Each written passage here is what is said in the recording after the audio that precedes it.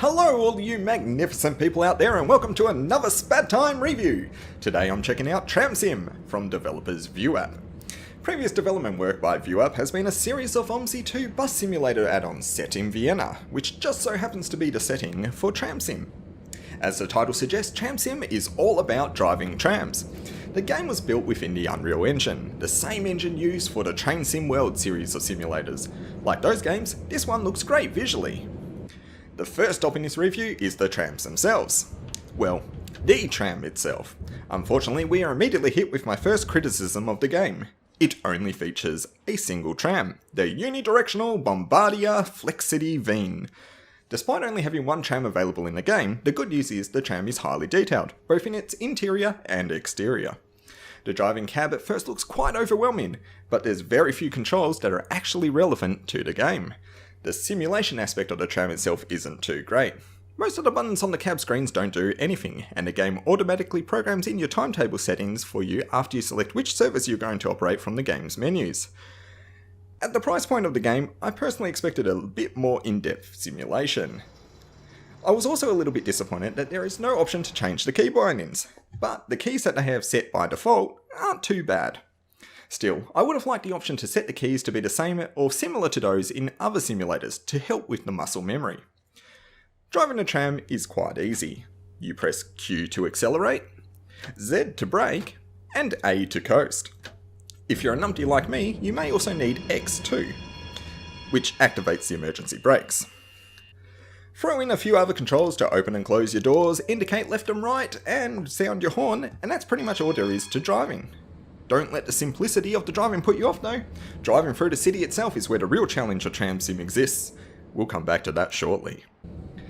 As you drive, there are a number of view options. There's your standard internal view, an internal camera that allows you to see the passengers within your tram, an external camera that follows your tram, and finally, an external camera that is stationary. You also have the ability in this game to get up out of your seat and walk around inside and outside of your tram. You are, however, tethered to the tram and can only get a short distance away before you cannot walk any further. Vienna looks amazing in this game. There is a massive amount of variety throughout the route. Dedicated tramways, tracks shared with road traffic through narrow streets, a tram tunnel system, and passing many landmarks that Vienna has to offer, and driving through gorgeous parks. I was really impressed with the visual variety throughout this route. It's definitely not a bland one. Not only is there a ton of car traffic winding their way through the same streets that you're on, but there are pedestrians everywhere. Where TramSim World has people walking around the stations, this game goes far beyond that. There are pedestrians seemingly going about their daily business in the background. It's not perfect though. For example, I don't recall seeing any trucks or buses in the traffic, but regardless, the city feels alive and is an absolute joy to drive through.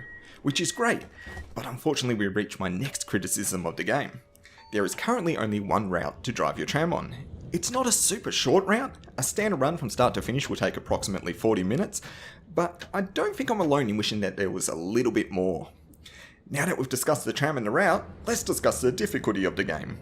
I'll admit, going into this game, I was expecting a very light challenge. Start and stop, pick up your passengers, a generally pretty relaxing experience. What I was faced with was much more of a detailed experience. As you drive, you're faced with a number of challenges. Some of these include driving in car traffic, a signal system that can creep up on you pretty quickly and it can be quite easy to miss, pedestrians that cross in front of your tram, remembering to indicate as you make turns. All of this while trying to keep to a fairly tight timetable. I initially wondered if tram driving justified the creation of an entire dedicated game, rather than just being offered as routes within games like TramSim World. After facing the challenges offered in this game, I realised there is definitely a completely unique experience that simply would not have been done justice within TramSim World. Absent from the challenge though is derailments and collisions. Despite my best attempts, it seems impossible to actually derail the tram.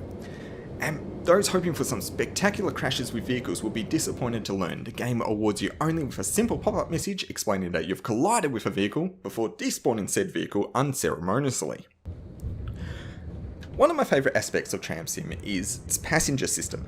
I feel Dovetail Games could definitely draw inspiration from this game to improve their passenger system within TramSim World, as the one presented in TramSim is much more realistic. You actually release the doors, then monitor the screens and watch as the passengers board. Once the passengers have completed their boarding, you close and lock the doors yourself, rather than just waiting for a timer to expire.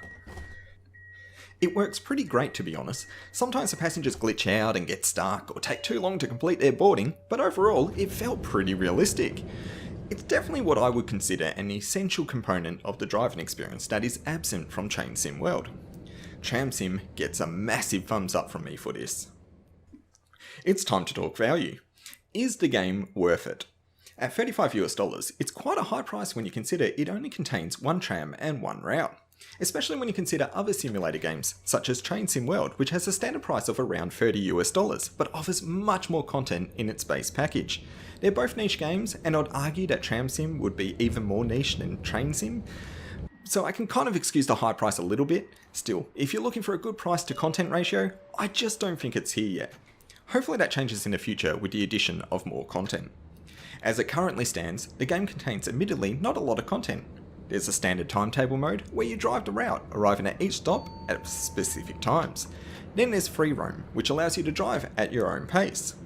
The game offers a challenge mode, where you undertake a number of tram driving challenges. Challenge 1 is Perfect Stop, where you need to bring your tram to a halt on a pad. You receive higher points for stopping as close as you can to the centre line on that pad, with points given based on just how close you came to that line. Challenge 2 is Doorstop, where you are tasked with making a stop where you line up an arrow inside the door of your tram with an arrow on the ground outside. Points are awarded based on how close you can get the two arrows to align with one another. Finally, Challenge 3 is Speed Limit. You are tasked with crossing a line at a given speed without the assistance of your gauges. Obviously, the closer you are to the indicated speed when you cross the line will award you with higher points. There is a hot seat mode too, which allows you to compete locally with your friends to see who can take the tram driving crown. These are all fine, and I had a bit of fun with them. Ultimately though, I would have easily preferred more routes to drive. There's a lot of content that I would like to see added to the game in the future, the obvious being more trams and more routes. Beyond that, I would love to see a route editor, mod support, and Steam Workshop integration. I would also like to see different weather conditions, some kind of scenarios, or simply more driving activity variety, such as bringing trams into service from depots. In closing, while I feel the value of the product is just not there yet, I really like the potential here. It presents a series of challenges that definitely differentiate it from train simulators. I would love to fully recommend this simulator, but at the moment I just don't feel the price justifies the content. If you can accept that there's only one tram and one route, I'd say go ahead and buy it. But if that just doesn't sound like enough, it's probably best to wait for a sale. Still, I'm excited for this game's future, and I truly hope there is a bright one ahead for it. Until next time, thanks for watching.